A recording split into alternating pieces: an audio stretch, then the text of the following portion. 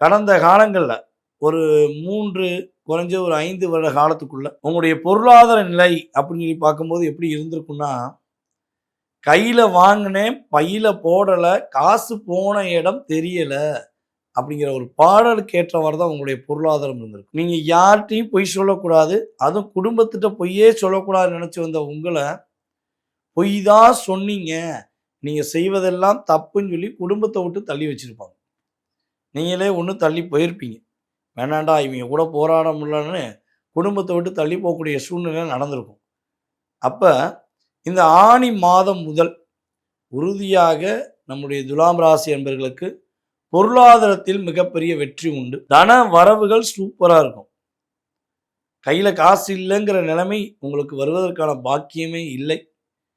ஓகேவா? காசு இருக்குங்கிற சூழ்நிலை தான் உறுதியா குரு பகவான் குடுப்பார். ஏன்னா தனகாரகனையும் வந்து பார்க்க. பொதுவாவே நம்ம 9 கிரகங்கள்ல தனகாரகனா யார எடுத்துக்கிறோம்னா, நம்முடைய குரு பகவான் எடுத்துக்கிறோம். சுக்கிரனும் அதற்கு நிகர். ஓகேவா?